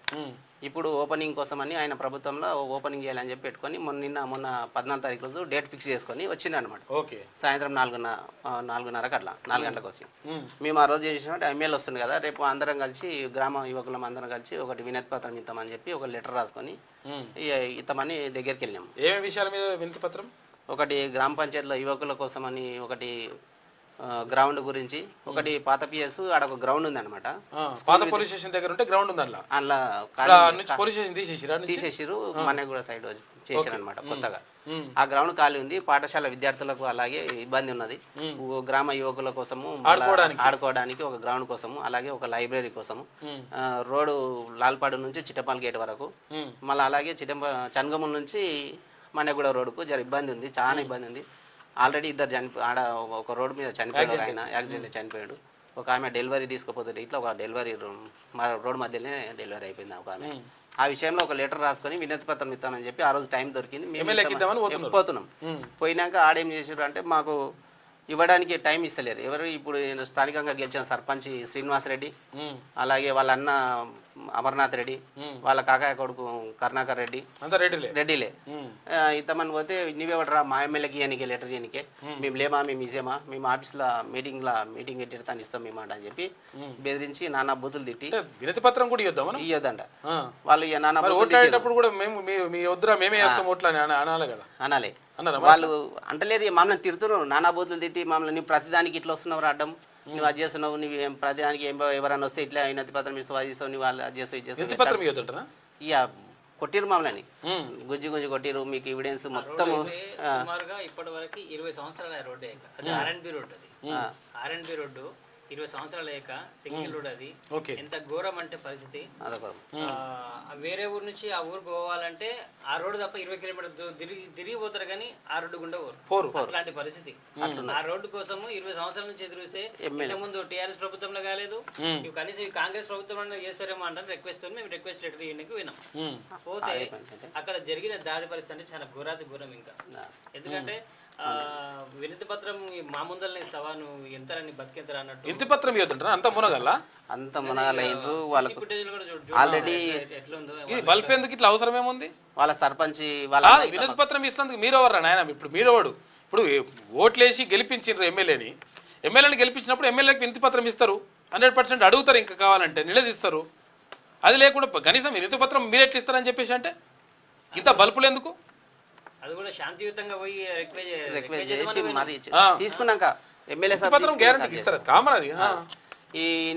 మేము ఏ విధంగా అనుకున్నామంటే అప్ప జంక్షన్ నుంచి ఇప్పుడు రోడ్ వస్తుంది కదా, ఈ ఎమ్మెల్యే సాబ్కు చెందినదేమో 5 కిలోమీటర్ల నియోజకవర్గానికి సంబంధించిన రోడ్. అది ఆయన 5 కిలోమీటర్లకు సంబంధించిన రోడ్డుకు ఆయనకు అది చేపిస్తుంది కదా, మళ్ళీ న్యూస్ అక్కడ పోయిస్తుంది చెవెల నియోజకవర్గానికి ఏరియాకు సంబంధించిన దాంట్లో నియోజకవర్గం. ఇదే విధంగా తెస్తాడుగా మా ఊరికి ఇట్లా ఒక రిప్రజెంటేటివ్ లెటర్ ఇస్తే ఇట్లా మాకు ఇట్లా అనుకున్న ఆశతోనే ఇచ్చినాం ఆయనతో. కానీ ఈయన ఇట్లా కొట్టిపిస్తాడు, ఇట్లా చేస్తాడు, రెడ్డి పరిపాలన ఆయన కొట్టిపించండు. మాకైతే మాకు వీళ్ళ సర్పంచ్ ఇప్పుడు గెలిచిన సర్పంచ్ కి మా ఊరికి ఏమో బీసీ రిజర్వేషన్ వచ్చింది. ఫస్ట్ రిజర్వ్ చేస్తే దాన్ని ఏం చేసారు, రెడ్డిలు ఉన్న పరిపాలన ఏం చేశారు అంటే రెడ్డిలు అందరు ఊరలు కలిసి ఆ బీసీ రిజర్వేషన్ తీపిచ్చారు. మళ్ళీ నెక్స్ట్ ఎలక్షన్ తీపిచ్చారు. ఫస్ట్ వచ్చింది తీపిచ్చి జనరల్ తెచ్చుకున్నారు. జనరల్ తెచ్చుకొని గెలిచినాక వాళ్ళ అన్న ఇట్లా ఎలక్షన్ మూమెంట్ లో ఎలక్షన్ జరగకముందు ఒక రోజు ముందు వచ్చి మా ఇంటికి వచ్చి నా ఇంటికి వచ్చి వాళ్ళ అన్న బెదిరించిండు నన్ను. ఈసారి నేను బీసీ ముదిరాజ్ గెలిపించాను, వచ్చి ఇంటికి వచ్చి వార్నింగ్ ఇచ్చాను. నన్ను ఈసారి గెలిపించకపోతే వీడికి 2 సార్లు ఓడిపోయినాము, ఈసారి గెలవకపోతే ఇట్లా నేను ఊరిని నాశనం చేస్తానని చెప్పి వార్నింగ్ ఇచ్చాడు ఆయన. ఆ రోజు వార్నింగ్ ఇచ్చి వెళ్ళిపోయాడు ఆయన.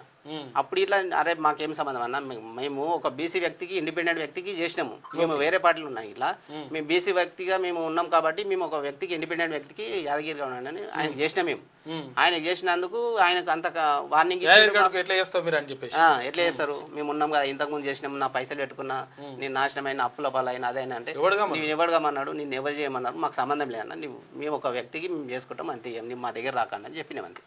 కానీ ఆయన ఇంత మనసులు అన్ని పెట్టుకొని ఇట్లా చేస్తాడని, ఇట్లా ప్లానింగ్ తో చేస్తాడని చెప్పి మేము మామూలుగా లేదు దాడికి. మామూలుగా యాక్చువల్ విషయం ఏంటంటే మాకు యూట్యూబ్ కొంచెం గైడ్ లైన్స్ ఉన్నాయి కాబట్టి అవి మేము విజువల్ చూడలేకపోతున్నాం, చూపించలేకపోతున్నాం. కానీ ఇష్టం వచ్చినట్టు కొట్టిరిగా మొత్తం మామూలుగా కాదు. ఇక వాళ్ళ అన్న వాళ్ళ కాకాయ కొడుకులు అందరు వచ్చి వాళ్ళ ఇంత బల్బులు అవసరం లేదు అంతానం కొట్టినాక ఒకటి ఎస్ఐ గిట్లా లెటర్ ఇవ్వనికి పోయినాం నిన్న సాయంత్రం 4:30 గొడవ అయిపోయినంటే కంప్లైంట్ ఇవ్వనికి పోతే ఆ ఎస్ఐ తీసుకున్నాను ఇట్లా మమ్మల్ని మస్తు సేపు ఆపాడు, గంట అంటే 8 భరత్ రెడ్డి, ఆయన భరత్ రెడ్డి. ఆయన ఏం చేసాడు 9 గంటల వరకు మమ్మల్ని ఆపాడు. అన్న సార్ మీకు లెటర్ ఇచ్చినాము, వాళ్ళు మాకు ఎవిడెన్స్ ఉన్నాయి, దాన్ని బట్టి మీరు కేసు చేయండి అంతే, మేము అయితే వెళ్ళిపోతాం సార్ అంటే మీరు ఆగుండ్రి, వాళ్ళు వస్తారు, ఊర్ల నుంచి వస్తారు, మాట్లాడుతున్నారు, వచ్చినాక కాంప్రమైజ్ లెటర్ మాట్లాడినాక అయిపోతుంది అని చెప్పి మాట్లాడతామని చెప్పి అని చెప్పి మేమన్నాం. మేమంటే ఆయన మా 8-9 నెలల దాకా మమ్మల్ని ఇడవట్లేడు, వాళ్ళని పిలిపించి కాంప్రమైజ్ చేయండి అంటున్నాం. కాంప్రమైజ్ చేయనీకే మేము కాంప్రమైజ్ అయితే అయ్యే సమస్య అయితే కాదు, మీరు ఏమైనా చేయండి సార్, మాకు న్యాయం చేయండి అని చెప్పి మేము అడిగినాం. అడిగిన వెంటనే వాళ్ళు ఏం చేశారంటే సార్ వాళ్ళు ఎమ్మెల్యే అనుచరులు ఎమ్మెల్యే కొట్టనీకి వచ్చారు, ఎమ్మెల్యేనే కొట్టనీకి వచ్చారు. ఎమ్మెల్యే గవర్నమెంట్తో కంప్లైంట్ ఇప్పించి అది చేస్తామని చెప్పి బెదిరిస్తారు. మళ్ళీ ఎమ్మెల్యేకి వినతి పత్రం కొట్టనీకి వచ్చినామని చెప్పి గవర్నమెంట్తో కంప్లైంట్ చేస్తామని చెప్పి అడుగుతున్నారు. ఇట్లున్నది అక్కడ ఎవరు ఎస్ఐ రెడ్డి అంట, తర్వాత అక్కడ ఉన్న సర్పంచ్ రెడ్డి, తర్వాత ఎమ్మెల్యే రెడ్డి, అందరు రెడ్డిలు కలిసి బీసీ రెడ్డి వస్తారని చెప్పేసి ఇట్లా దాడు. మాకు న్యాయం జరగాలని చెప్పి మల్లన్న దగ్గర ఉన్నాడు కాబట్టి అట్లా అని చెప్పినాము. పార్టీ జైనింగ్స్ ఉన్నాయి, తొందరరా అరే నేను చూసుకుంటా కానీ నీకు ఎందుకు బాధ.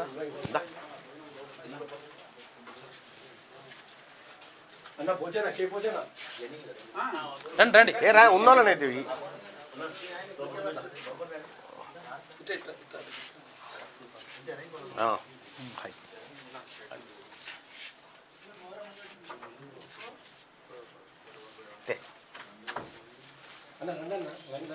రండి రండి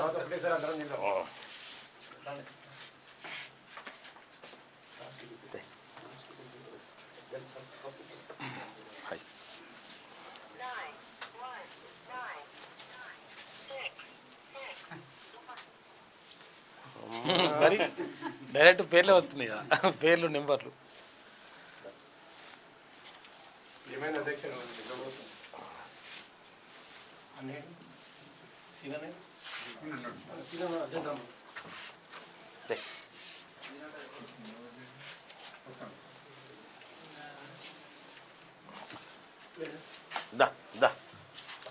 ఇటు కొంతమంది రండి, ఇక్కడ కొంతమంది రండి.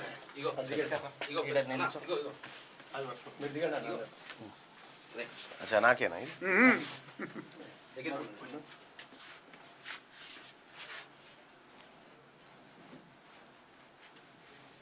ఏం పేరే కాకా నీ పేరు? నా పేరు కాళేరు రాములు. రాములు. నీ పేరే? మీరు ఏడికి వచ్చిరో తెలుసా? ఇప్పుడు మన పార్టీలోకి వచ్చారు, మనది పార్టీ. పోగు బాగుంది, ఇది చెవు పోగు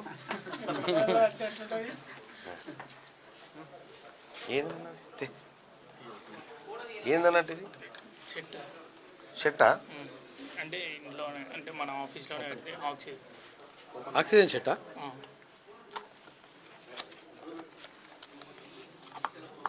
అచ్చా ఇదా, ఓకే ఓకే.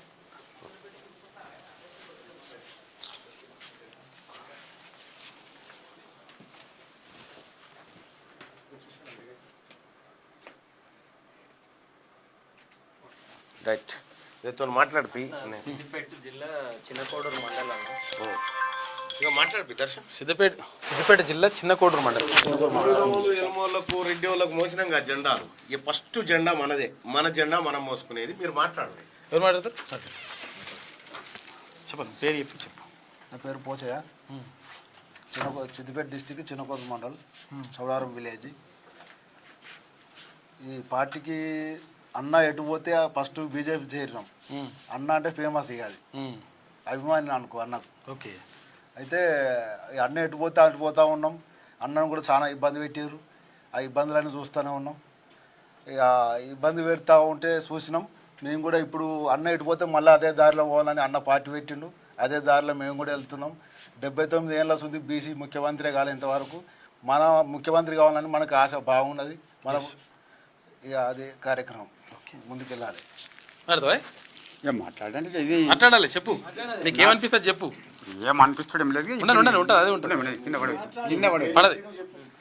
నా పేరు కాళేరు రాములు, సిద్దిపేట జిల్లా చిన్నకోడూరు మండలం, చౌడారం గ్రామం. ఓకే. ఎందుకు జాయిన్ అవుతారు? ఎందుకు జాయిన్ అయినావు? జైన్ అయిన అన్ని విషయం మనం బాధలేం లేవు, కలవాలి, మనం కలిసి మంచిగా ఉండాలని.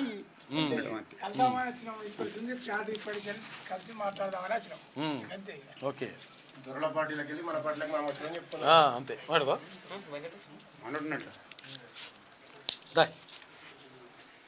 రైట్ రా అందరికీ నమస్కారం. ఇట్రానా సిద్దిపేట జిల్లా చిన్నకోడూరు మండల్ సిద్దిపేట నియోజకవర్గం నుంచి వచ్చిన మన సోదరులందరికీ ప్రత్యేక ఆహ్వానం. మన పార్టీని ఇన్ని రోజులు దొరల పార్టీలకు అందరికీ రెడ్లకు దొరలకి అందరికీ సేవలు చేసి కండోలు మోసి జెండాలు మోసి అలసిపోయి ఉన్నారు మన వాళ్ళందరూ. బీసీ సాధనకై బీసీ రాజ్యాధికారాన్ని సాధించడంకై మన అన్న మల్లన్న దగ్గరికి అందరూ రావడం జరిగింది. వివిధ పార్టీల నుంచి బీఆర్ఎస్ నుంచి చేరికలు జరిగినాయి. బీఆర్ఎస్ నుంచి ప్రత్యేకంగా వచ్చి మన పార్టీలో దొరల కొద్దిగా మనం చేయడం, ఇక నుంచి మన పార్టీని మనం కాపాడుకుందాం, మన మల్లన్న వెనకాల మనం ఉందాం, మనం ఖచ్చితంగా బీసీ రాజ్యాధికారాన్ని సాధిద్దామనే ఉద్దేశంతో మన వాళ్ళందరూ రావడం జరిగింది. మనలో వచ్చిన వాళ్ళందరికీ ప్రత్యేకమైన కృతజ్ఞతలు మరియు అందరికీ ఆహ్వానం పలుకుతున్నాము. ఇంకా ఎంతమంది ఉన్నా మండలి నుంచి రావచ్చు, అందరూ చేరొచ్చు. మన బీసీలం ఎస్సీ బీసీ మైనార్టీలు అందరం ఏకమైతే ఉన్న మన 95% జనాలం ఒకటైతే 100% మన బీసీ ముఖ్యమంత్రిని మనం చేసుకోవచ్చు, మనం అనుకున్నాయని సాధించవచ్చు. Thank you.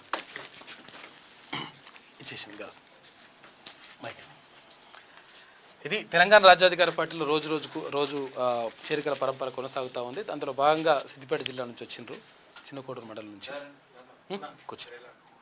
కూర్చోరు సరేనా? మీ నంబర్ కావాలి, నేను అన్నేస్తాను, మీరేసి కూర్చో.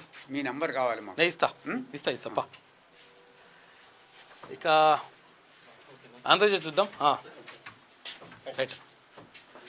నా వ్యాఖ్యల పట్ల విచారం వ్యక్తం చేస్తున్నా, బ్రాహ్మణులను కించపరిచే ఉద్దేశంతో మాట్లాడలేదని చెప్పేసి ఎమ్మెల్యే మందుల సామేలు అంటున్నాడు. ఏమైందంటే యాక్చువల్గా ఒక రకమైనటువంటి అనుచిత వ్యాఖ్యలు చేసిండట.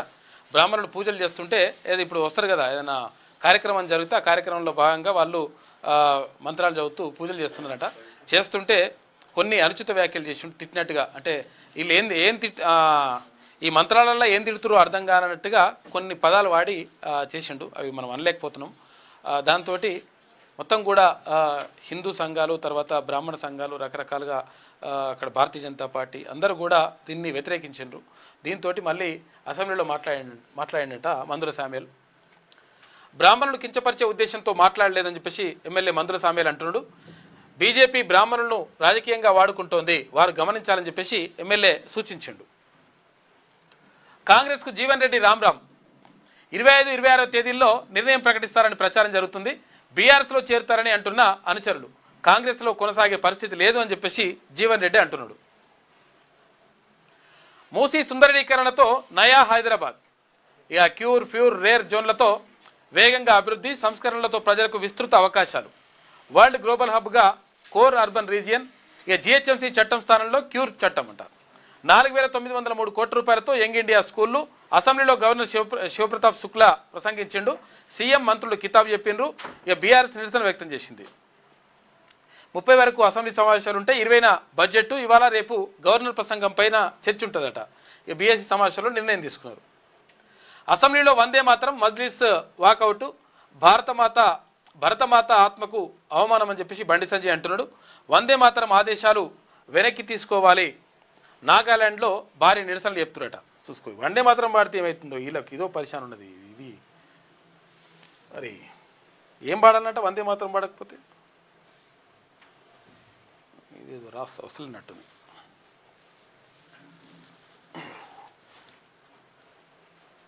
అట్లుంటుంది. భారతదేశంలో ఉండాలంటే వందే మాత్రం పారాల్సిందే అని చెప్పేసి బీజేపీ వాళ్ళు, తర్వాత హిందూ సంఘాలు అంటూ ఉంటాయి. గత ప్రభుత్వ వైఫల్యాలపై చర్చించాల్సిన సమయం దాటిపోయింది. భవిష్యత్ ప్రణాళికపైనే దృష్టి సారిద్దాం. ఇప్పుడు వేసే రోడ్ మ్యాపే ఎన్నికల్లో ఎజెండా. సిఎల్పి సమావేశంలో సీఎం రేవంత్ రెడ్డి. ఇక సభకు రాకపోతే ఎమ్మెల్యే అవడం ఎందుకు? కష్టపడి సాధించుకున్న పదవికి న్యాయం చేయాలి. సభకు వచ్చి ప్రతిపక్షాల విమర్శలను తిప్పికొట్టాలి. సిఎల్పి సమావేశానికి రానంత బిజీగా ఉన్నారా? మీడియాతో ఎవరు చిట్చాట్ చేయొద్దు. చేస్తే మళ్ళా తప్పులు బయటపడతాయో మరి ఏందో. రాజకీయాల్లో వ్యక్తిగత నష్టం ఉండదు, అది వ్యవస్థ మొత్తానికి నష్టం చేస్తుంది. అందరూ పార్టీ లైన్లోనే ఉండాలి. నేతల లెక్కలు పార్టీ రాసుకుంటోంది, జాగ్రత్త. సభ్యులకు ముఖ్యమంత్రి రేవంత్ రెడ్డి హితబోధ. ఇవాళ ఢిల్లీకి సీఎం రేవంత్ రెడ్డి వెళ్తున్నట. రాబడి పెంచేదెలా? సీఎంతో ప్రభుత్వ ఆర్థిక సలహాదారు అరవింద్ సుబ్రహ్మణ్యం సమావేశమైనట. కీలక విభాగాల్లో ఆదాయ పెంపు మార్గాలపైన చర్చించండు. మరి ఎక్సైజ్ శాఖ, ఇంకేం శాఖలు ఉంటాయి మరి కీలక పెంపులో? డ్రగ్స్ వ్యాపారం చేస్తున్నారా? పైలట్ రోహిత్ రెడ్డి సహచరులపై అనుమానం. ఈ కోణంలో దర్యాప్తు చేస్తున్నట్ట పోలీసులు. ఫామ్ హౌస్లో పట్టుబడిన మహిళపైన ఫోకస్ పెట్టిరు. కాల్పులు జరపాలంటూ పురుగొల్పిండట ఓ వ్యక్తి. అతడు రోహిత్ రెడ్డినట అనే కోణంలో విచారణ. నిందితుల కస్టడీ కోరుతూ పిటిషన్కు సన్నాహాలు. ఈ డ్రగ్స్ పార్టీలో ఇంకా ఎవరైనా పాల్గొని వెళ్ళారా లేక ఇంకా రావాల్సి ఉండి రాని వారు ఎవరైనా ఉన్నారా అని చెప్పేసి ఇవన్నీ కూడా ఎంక్వైరీ చేస్తున్నాడు పోలీసులు. ట్రంప్కు నాటో షాక్ ఇచ్చింది. ఇక్కడ హార్మోజ్ జలసంధి వద్దకు యుద్ధ నౌకలను పంపేందుకు Britain, Germany, Belgium, Spain, Denmark, France no చెప్పినాయట. అక్కడికి యుద్ధ నౌకలు పంపురని చెప్పేసి అడిగితే అదే బాటలో ఆస్ట్రేలియా, జపాన్ దేశాలు ముందు యుద్ధం ఆపండి అని చెప్పేసి చైనా హితవు పలుకుతుంది. నేను కోరిన సాయం చేయకపోతే నాటో దేశాల భవిష్యత్తు చెడ్డగా ఉంటుందని చెప్పి ట్రంప్ వార్నింగ్ ఇస్తున్నాడు. మళ్ళా పశ్చిమాసియాలో కొనసాగుతున్న యుద్ధం. దుబాయ్ ఎయిర్పోర్ట్ వద్ద ట్యాంకర్ ధ్వంసం చేసిండ్రు. ఇక యుద్ధ రంగంలోకి డాన్సింగ్ మిసైల్, అత్యాధునిక క్షిపణిని ప్రయోగించింది ఇరాన్. ఇరాన్ వాయుసేనలో 85% ధ్వంసం చేశామని చెప్పేసి ఇజ్రాయెల్ సైన్యం వెల్లడించింది. ఇక భారత్కు శివాలికి వచ్చింది. నేడు మరో ఎల్పీజీ ట్యాంకర్ నందాదేవి కూడా వస్తుందట. భారత నౌకలన్నింటికీ పూర్తిగా అనుమతి రాలేదు. చర్చలు కొనసాగుతున్నాయి. విదేశాంగ మంత్రి జయశంకర్ చెప్తున్నాడు. ఇక నందిని సిద్ధారెడ్డికి కేంద్ర సాహిత్య అకాడమీ అవార్డు వచ్చింది. ఆయన కవితా సంకలనం అనిమేషకు ఎంపిక చేసిరట. ఇది ఆంధ్రజ్యోతిలో ఉన్నటువంటి ప్రధాన కథనాలు. అయితే ఒకసారి శనార్థి తెలంగాణ చూద్దాం. మీ రుణం తీర్చుకోలేం మల్లన్న సహాయాన్ని మరవలేం. మల్లన్నకు 12 గ్రామాల రైతులు నీరాజన పలికిరు. సిరిసిల్ల జిల్లా పెద్దలింగాపూర్ కెనాల్ పనులకు రాష్ట్ర సర్కార్ గ్రీన్ సిగ్నల్ ఇచ్చింది. మల్లన్న చొరవతో 3 కోట్ల రూపాయలకు పైగా నిధులు మంజూరైనాయి. 12 గ్రామాల రైతులకు భారీ ఊరట. టీఆర్పీ చీఫ్ చిత్రపటానికి పాలాభిషేకం. ఎన్నో ఏళ్ల సమస్యకు 10 రోజుల్లో పరిష్కారం చూపడంపై అన్నదాతలు హర్షం వ్యక్తం చేశారు. రైతుల చేత దీక్ష విరమింపజేసిండ్రు తెలంగాణ రాజ్యాధికార పార్టీ నాయకులు. ప్రజా సమస్య ఏదైనా టీఆర్పీ, తెలంగాణ రాజ్యాధికార పార్టీ ఇటు మల్లన్న అండగా ఉంటారని హామీ ఇచ్చిండ్రు. Telangana Rajyadhikara Party chief MLC Teenmaar Mallanna రుణం తీర్చుకోలేనిదని, ఇచ్చిన మాట ప్రకారం పెద్దలింగాపూర్ కెనాల్ పనుల కోసం ప్రభుత్వం నుంచి నిధులు మంజూరు చేయించినందుకు సిరిసిల్ల జిల్లా పెద్దలింగాపూర్తో పాటు 12 గ్రామాల ప్రజలు మల్లన్నకు ధన్యవాదాలు తెలిపారు. మల్లన్న చేసిన సహాయాన్ని తాము ఎప్పటికీ మర్చిపోలేమన్నారు. కాలువ పెండింగ్ పనులకు సహకారం అందించినందుకు 12 గ్రామాల అన్నదాతలు నీరాజనాలు పలికారు. మల్లన్న చిత్రపటానికి ఆయా గ్రామాల మహిళలు వీళ్ళందరూ కూడా పాలాభిషేకం చేసిండ్రు. ఇక్కడ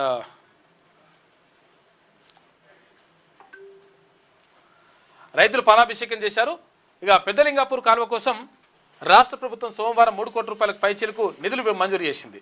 దీనికి సంబంధించిన శాంక్షన్ లెటర్ను కూడా ఇచ్చింది.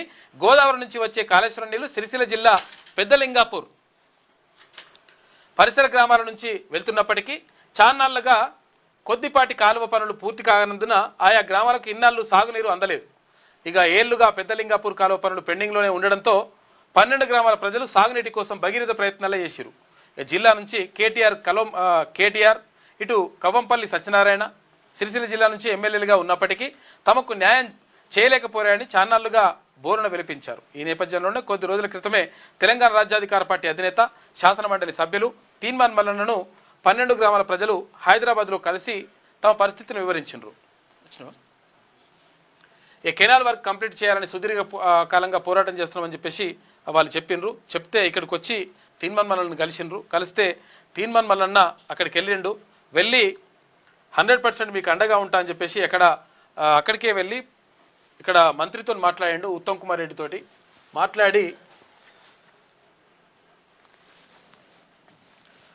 మాట్లాడి ఇక్కడ పనులకు సంబంధించినటువంటి నిధులు విడుదలైనాయి. వాళ్ళకి ఆ కాలువ ద్వారా నీళ్ళు వస్తున్నాయి. దీంతో అక్కడ ఉన్నటువంటి మహిళలు, రైతులు అందరూ కూడా కలిసి తీన్మాన్ మల్లన్న చిత్రపటానికి పాలాభిషేకం చేసిండ్రు.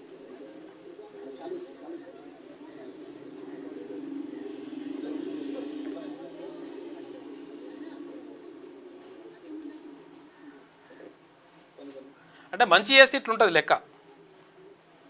మంచి చేస్తే ప్రజలు ఆదరిస్తారనడానికి ఇదే నిదర్శనం. కాబట్టి ప్రజాప్రతినిధులు ఎప్పుడు కూడా అహంకారంతో లేకపోతే ఇంకేదో దాంతో కాకుండా ప్రజలకు సేవ చేసే ప్రయత్నం చేయాలి, ప్రజలకు మంచి చేసేటువంటి ప్రయత్నం చేస్తే డెఫినెట్గా ప్రజలు గుండెల్లో పెట్టుకుంటారు.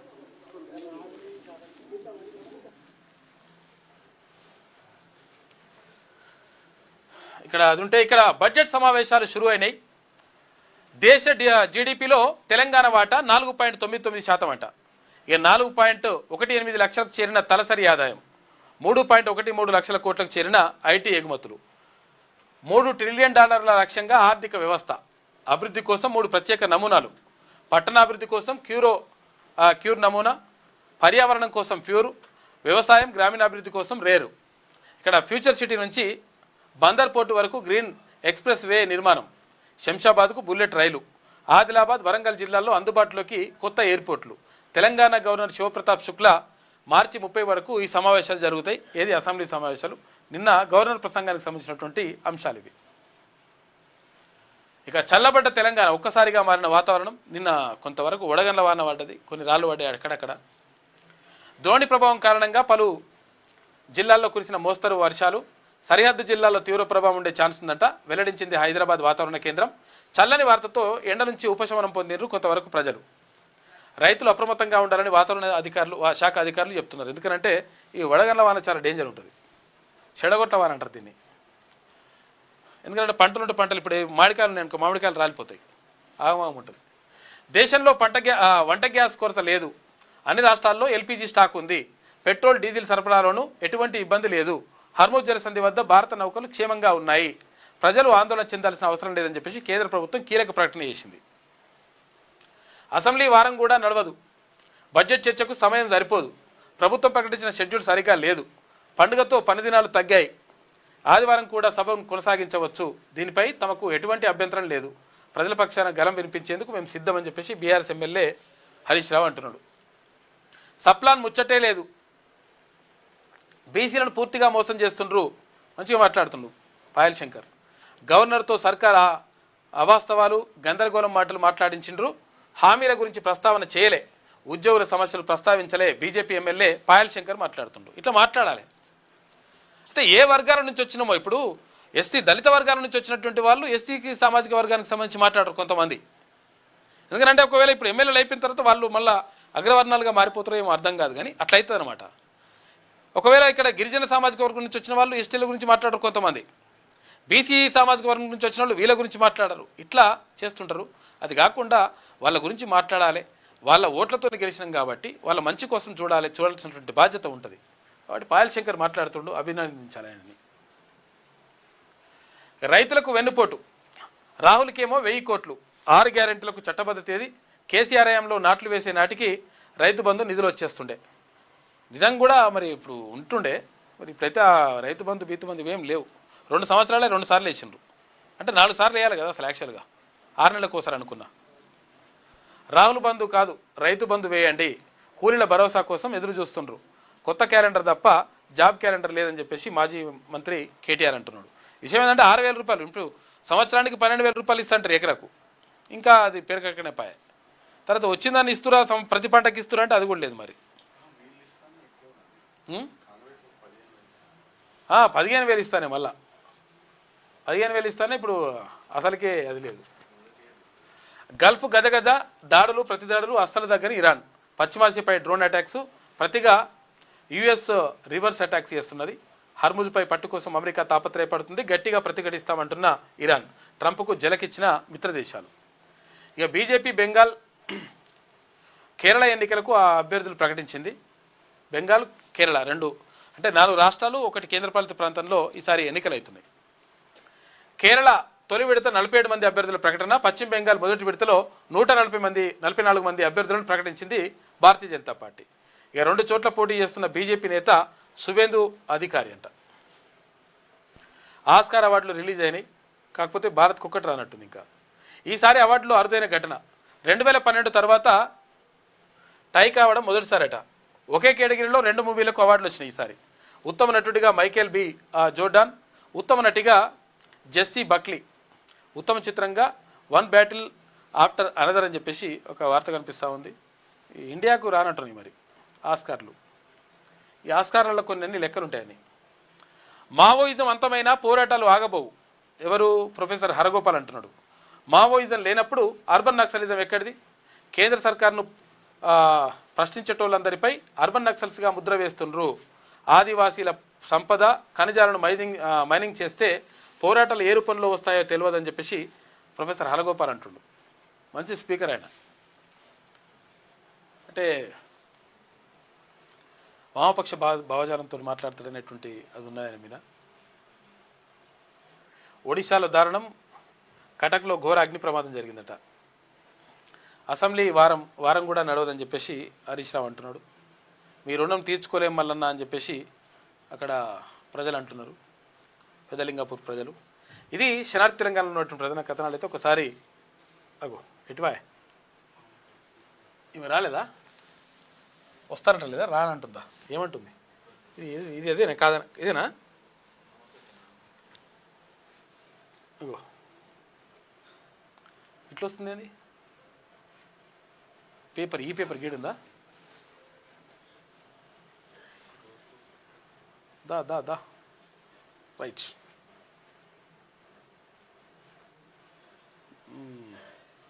మెల్లగా వస్తుంది, లోడింగ్ అవుతున్నట్టుంది. Loading unloading. Okay right. Nandini సిద్ధారెడ్డికి కేంద్ర సాహిత్య అకాడమీ అవార్డు. కరోనా కాలంలో రాసిన అనిమేషకు పురస్కారం. సీఎం రేవంత్ రెడ్డి, కేసీఆర్తో పాటు ప్రముఖులు హర్షం వ్యక్తం చేసిండ్రు. ఇక కొత్త రైతులకు భరోసా లేనట్టే అని చెప్పేసి మరో మోసానికి సిద్ధమైన ప్రభుత్వం. పాత వారికి 22న పెట్టుబడి సాయం పంపిణీ.